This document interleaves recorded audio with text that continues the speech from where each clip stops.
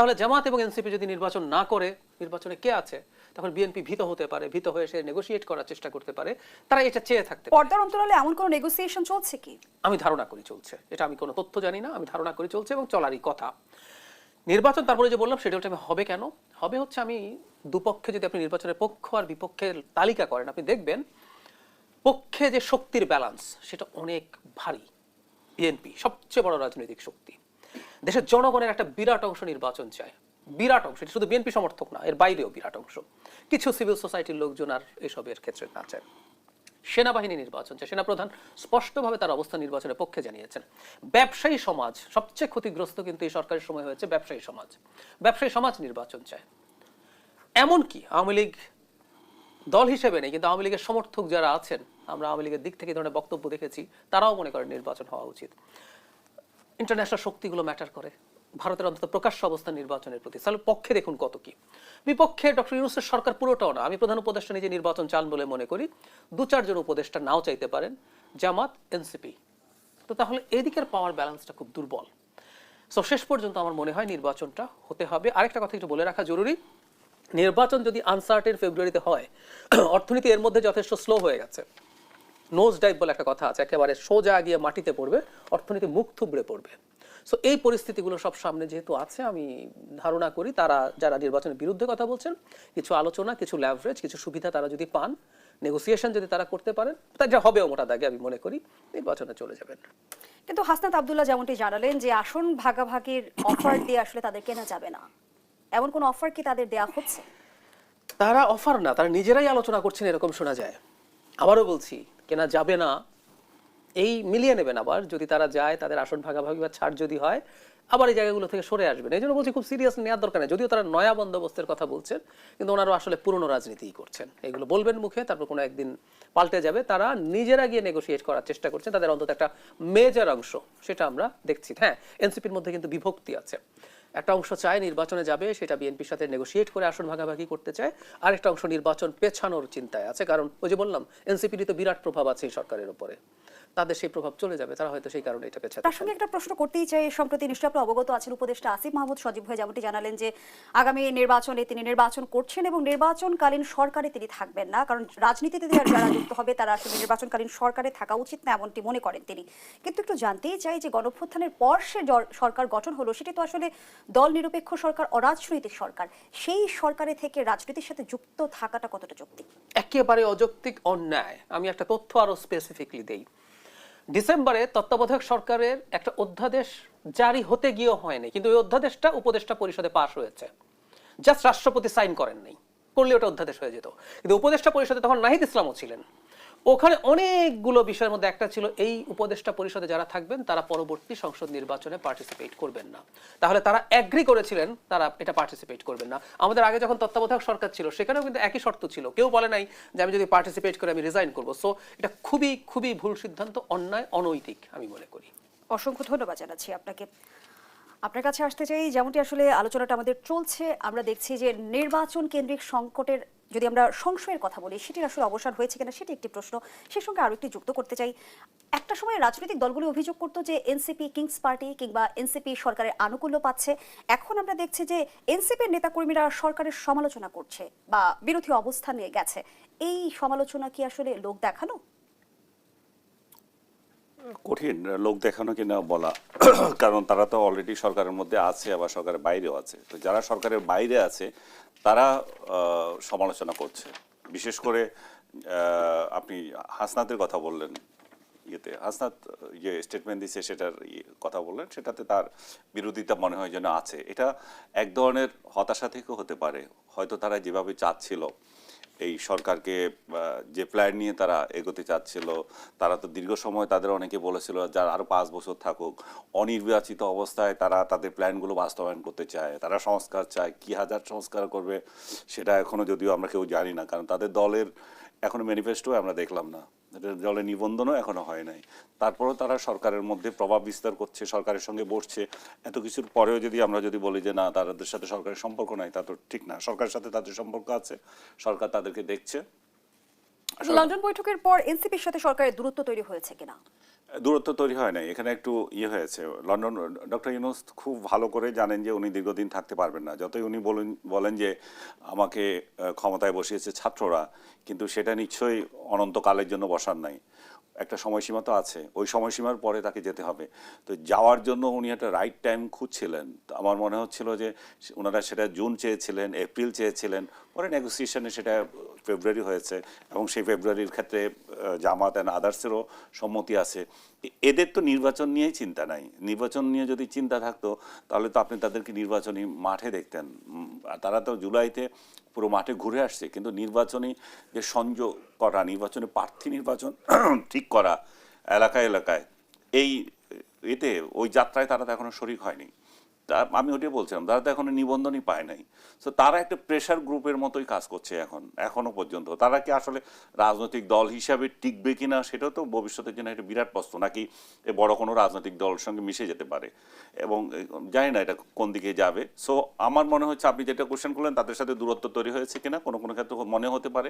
কারণ সজীব ভূঁইয়া যিনি আছেন উনি তো বলছেন যে উনি রাজনীতিতে আসতে চান, আবার ওনার কিছু কার্যক্রম এই সরকারি থেকে আবার ফাঁস হয়ে যাচ্ছে। উনি এই অমুক স্টেডিয়াম এত কোটি টাকায় দিয়ে দিচ্ছেন, তারপরে উনি বাইরে যাচ্ছেন অস্ত্র নিয়ে, সেটা ফাঁস হয়ে যাচ্ছে। তো অনেকগুলো সরকারের, এবং উনি কোথায় চাঁদাবাজ দলের সঙ্গে ঘুরছেন সেটাও বের হয়ে যাচ্ছে। উনি স্বীকার করতে হচ্ছে যে না আমি ওয়েস্টিনে গেছি, কারণ উনি জানেন যে ওইখানে ছবি আছে, উনি অস্বীকার করলেও কেউ না কেউ সেটা বের করে দেবে। তো সার্বিকভাবে তারা এক ধরনের থ্রেটের মধ্যে তো আছে, এবং তারা একটা অনিশ্চয়তার মধ্যেও আছে আফটার ইউনূস কী হবে, এবং সেটা নিয়ে তাদের অনেকের মধ্যে হয়তো চিন্তা থাকতে পারে তারা কিভাবে এই সরকার এমন কিছু করে যাবে যেটা তাদের জন্য ভবিষ্যতে তাদের যাতে টাচ না লাগে সেরকম কিছু। যেমন আপনার এই যে জুলাই সনদ করছে, এই সনদ নিয়ে তো অনেক কথা হচ্ছে, সেই সনদটাকে আইনগতভাবে কিভাবে ভিত্তি দেওয়া যায় সেটা নিয়েও ইতিমধ্যে কমিটি করা হয়েছে, আইনজীবীদের নিয়ে, তারপরে আপনার আইন বিশেষজ্ঞদের নিয়ে, সাবেক বিচারপতিদের নিয়ে, রাজনীতিবিদরাও থাকবে।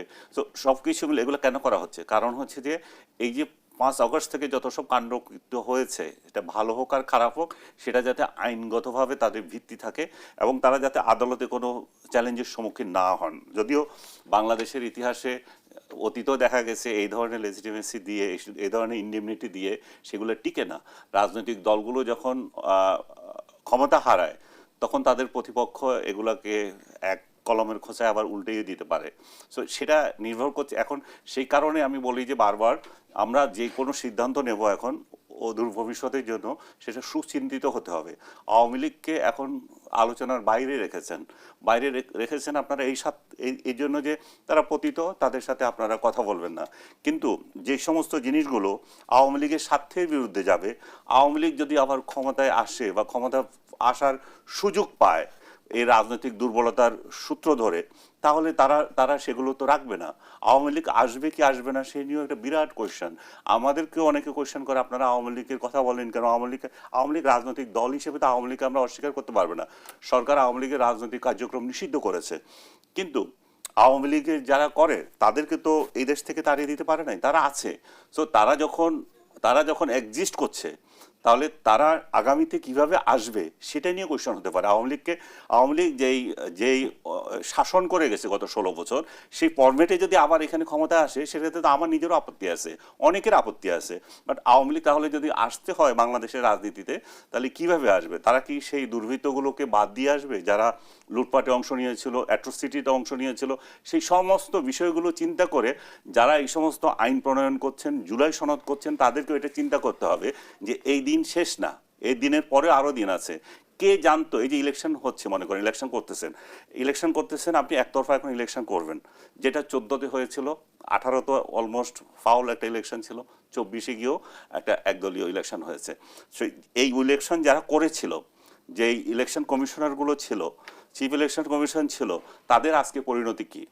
সো আজকে যারা ইলেকশন করছে তারাও তো এটা চিন্তা করবে আমরা যে ইলেকশন করতে যাচ্ছি এটার পরিণতি কি হতে পারে। ধন্যবাদ জানাচ্ছি আনিস আলমকে। ডক্টর জাহিদুর রহমান, কোন প্রক্রিয়া আসলে আওয়ামী লীগের রাজনীতিতে ফিরে আসার সম্ভাবনা দেখছেন? মানে আওয়ামী লীগ রাজনীতিতে ফিরে আসতে হবে কেন, আমি প্রশ্নটা প্রথম করি। নাম্বার 2 হচ্ছে আনিস ভাই বলছেন রাজনৈতিক দল হিসাবে, আওয়ামী লীগ রাজনৈতিক দলই না। আই এম সরি, রাজনৈতিক দলের কোন সংজ্ঞায় এটাকে রাজনৈতিক দল বলা যায় আমি পরবর্তী পর্যায়ে আনিস ভাই এটা ব্যাখ্যা করবেন বলে আমি এক্সপেক্ট করব। গত 15 বছর যেভাবে এই দেশকে যা করেছে, বিশেষ করে 18-র পর থেকে আওয়ামী লীগ একটা ক্রিমিনাল অর্গানাইজেশন হিসেবে বাংলাদেশকে রুল করেছে, আমাকে হত্যা করেছে, গুম করেছে, টর্চার করেছে, মামলা দিয়েছে, দেশের সম্পদ লুট করে পাচার করেছে, জাস্ট একটা মাফিয়া গ্যাং। আমরা typical text book example of mafia regime যেভাবে পৃথিবীতে বিভিন্ন সময় কাজ করেছে, আওয়ামী লীগের এই সময়কালটা পুরোপুরি তাই। একটা দল নির্বাচন করবে না, শত শত হাজার হাজার মানুষকে আহত করে ক্ষমতা ধরে রাখার চেষ্টা করবে, হাজার খানেক মানুষকে খুন করে ফেলবে, তারপরও সে রাজনৈতিক দল, এটা আমরা বলছি। আমি এখনো কি প্রক্রিয়া ফেরত আসতে পারে সেই জায়গায় আসছি, কিন্তু আমরা একটা সালিশ মেনেছি। সালিশ হচ্ছে আমরা আওয়ামী লীগের বিচার করতে চাই, আমরা আওয়ামী লীগের বিচার করতে চাই, আমাদের আইসিটিতে সেটা নিয়ে মামলা হবে। সেই মামলায় আওয়ামী লীগ সংগঠন হিসাবে এই অপরাধগুলো করেছে কিনা প্রমাণ যদি হয় সে নিষিদ্ধ হতে পারে। একটা অদ্ভুত কথা আমি প্রায় শুনি, কিছু লোক এত পার্সেন্ট লোক আওয়ামী লীগ করে, সো হোয়াট? ডেমোক্রেটিক সিস্টেমের কতগুলো রুলস অফ দ্য গেম আছে, এগুলো যে মানবে না ওকে এখানে অপারেট করতে দেওয়া হবে না। পারলে আওয়ামী লীগ এসে এই সরকারকে বা অন্য সরকারকে আন্দোলনের মাধ্যমে ফেলে ক্ষমতা দখল করুক। কেন বলছি? আমার রুলস অফ দ্য গেম হচ্ছে একটা নির্বাচনী ব্যবস্থা আপনাকে ঠিক রাখতে হবে, তার মধ্য দিয়ে যে কারো নির্বাচিত হবার পথ রাখতে হবে এবং আপনার ক্ষমতাচ্যুত হওয়ার পথ রাখতে হবে। আওয়ামী লীগ এবার না, শেখ মুজিবুর রহমান যখন ছিলেন, শেখ হাসিনার বাবা, তিনিও একবার এই দেশের গণতন্ত্র ধ্বংস করেছেন। আওয়ামী লীগ নিজের দল নিজে নিষিদ্ধ করে দিয়েছেন একরকম। সো ক্ষমতায় এসে আওয়ামী লীগের ওই ইতিহাসও আছে। সুতরাং আপনি রুলস অফ দ্য গেম মানবেন না আর আপনাকে আমি রাজনৈতিক দল হিসেবে আনবো, হতে পারে না। আমি একটা এক্সাম্পল দিয়েছিলাম আপনার সাথে একটা শোতেই, আমি আবার দেই। 2021 সালে জার্মানি ফেডারেল ইলেকশনে 10% ভোট পেয়েছিল এফডি, 25 সালে ফেব্রুয়ারিতে 20% ভোট পেয়েছে। ওই দল নিষিদ্ধ হবে তো? জার্মানিতে কেউ বলছে 20% সাপোর্টের দলকে কেন নিষিদ্ধ করা হবে? কারণ আদালত দেখছে ওটা একটা ফ্যাসিস্ট দল, ওর গণতান্ত্রিক সিস্টেমে অপারেট করার রাইট নেই। আমি আওয়ামী লীগ ফ্যাসিস্ট না সন্ত্রাসী না মাফিয়া সরিয়ে রাখি। আমরা অনেকে যে মনে করি যে 10%, 15%, 20%, 25% সমর্থন আছে বলেই তাকে অপারেট করতে দিতে হবে। যে রাজনৈতিক দলগুলোর মাঝে অনৈক্য এবং উত্তম বিকল্প না থাকায় আওয়ামী লীগ নির্বাচনে প্রাসঙ্গিক হয়ে উঠছে। না না, আসুক আসুক আসুক আসুক, আমাকে একটু দেন, আসুক আওয়ামী লীগ এই অনৈক্যের ভিত্তিতে আসুক, আমরা একটু দেখি।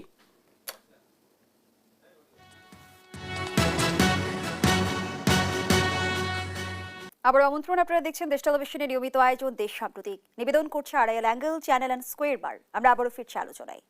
ডাক্তার জাহিদুর রহমান, যে আলোচনায় আমরা ছিলাম, সম্প্রতি উপদেষ্টা আসিফ মাহমুদ সজীব একটি অভিযোগ করেছেন। তিনি বলেছেন আওয়ামী লীগের যেসব নেতার ইমেজ ভালো তাদের জাতীয় পার্টির হয়ে নির্বাচনে নিয়ে আসার পায়তারা করছে একটি পক্ষ।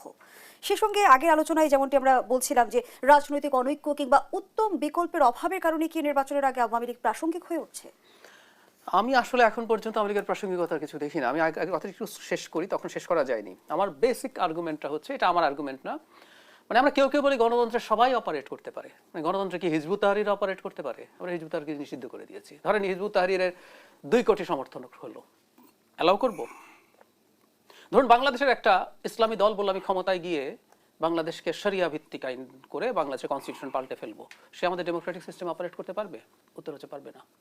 সুতরাং গণতন্ত্র সবাইকে সবকিছুকে অ্যাকসেপ্ট করে, তার সমর্থক থাকলেই এই আর্গুমেন্টটাতেই ভুল আছে। গণতন্ত্রের বোঝাবুঝির মধ্যে এটা জরুরি। আমি আবারও বলছি, গণতন্ত্রের রুলস অফ দ্য গেম আছে।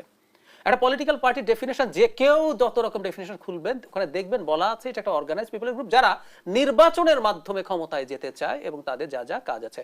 যে দলটা বাংলাদেশের নির্বাচন ব্যবস্থাকে 3 বার, আমরা একবার কেউ ছাড় দিলাম, 2 বার, 3 বার ধ্বংস করে ছেড়ে দিয়েছে, তাকে আমরা রাজনৈতিক দল বলছি। এখন আওয়ামী লীগের যারা আছেন এদের ক্ষেত্রে আপনি যেটা বললেন যে আমাদের মধ্যে অনৈক্য আছে, আওয়ামী লীগ ফেরত আসবে, আমি আসলে সেই সম্ভাবনা, সেই সুযোগ শর্ট টার্ম বা মিড টার্মে দেখিও না, কোনোভাবেই দেখি না। কিন্তু জার্সি বদলের প্রচলন তো আমাদের দেশে আছে, যদি হয় জার্সি বদল, শুধু না, আওয়ামী লীগ যদি আওয়ামী লীগ না হয়ে ধরুন লাঙ্গলে যদি যায়, বা আওয়ামী লীগের স্বতন্ত্র যদি হয়, ধরুন আওয়ামী লীগের কোনো মানুষ যদি স্বতন্ত্র ক্যান্ডিডেট হিসেবে নির্বাচন করতে চান, যে ক্রাইটেরিয়াগুলো আছে তার অযোগ্যতার, সেগুলো যদি তার না থাকে, তিনি পার্টিসিপেট করতে পারবেন না কেন? এমনকি আওয়ামী লীগের বড় নেতা যারা জেলে আছেন তাদের কিন্তু 2 বছরের সাজা লোয়ার জুডিশিয়ারিতে না হওয়ার আগ পর্যন্ত তারা অযোগ্য হবেন না। যারা জেলে আছেন তারা স্বতন্ত্র নির্বাচন করতে পারবেন তো? এটা বাধা দেওয়ার কারো রাইট নেই। কেউ যদি বলেন এটা করা যাবে না, এটা কিন্তু আরেক ধরনের ফ্যাসিস্ট চিন্তা, এটা করা যাবে না।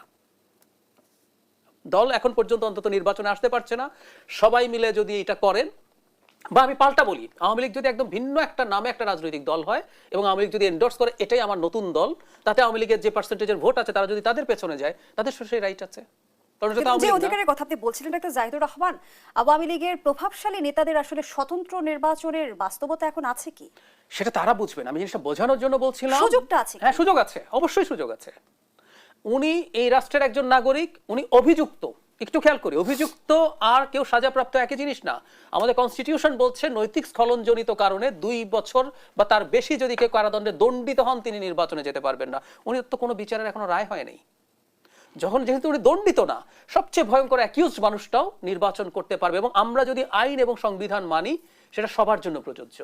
উনি আওয়ামী লীগের মারাত্মক, যারা জেলে আছে সবই মারাত্মক ক্রিমিনাল, আমি জানি, কিন্তু আমার কোনো আইন বা সংবিধান তাকে নির্বাচনে অংশ নেওয়া থেকে কিন্তু বার দিচ্ছে না, ব্যারিয়ার দিচ্ছে না। সো উনি এটা পারবেন।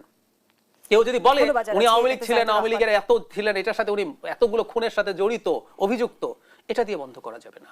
আনিস আলমগীর, আইনে যা আছে তার প্রয়োগ বাস্তবায়ন করা সম্ভব হবে কি নির্বাচনের ক্ষেত্রে? না, তার আগে আমি ডক্টর জাহিদ আমাকে যেটা বললেন এটাকে একটু বলি। আমার কিন্তু আওয়ামী লীগ ওনার কাছে প্রাসঙ্গিক মনে হচ্ছে না। আমার কাছে, আপনিও বললেন যে কি কারণে তারা প্রাসঙ্গিক, আমার কাছে তাদেরকে প্রাসঙ্গিক মনে হয়। আওয়ামী লীগ কি কি অপরাধ করেছে সেই জন্য আওয়ামী লীগকে একটা রাজনৈতিক দল হিসাবে আমরা দিতেই পারি না, আসতেই পারি না, সেটা ওনার অভিমত। আর আওয়ামী লীগ কি কি খারাপ করেছে সেটার পক্ষে সাফাই গাওয়ার জন্য ওবায়দুল কাদের বা তাদের নেতৃত্ব এটা যাবে। আমার আমার ব্যক্তিগতভাবে আমার তো কোনো এখানে কথা বলার কিছু নেই। আওয়ামী লীগের বিরুদ্ধে যদি কেউ বলে কিছু, আমি যেটা বলতে চাচ্ছি যে আওয়ামী লীগ কেন প্রাসঙ্গিক আমাদের রাজনীতিতে।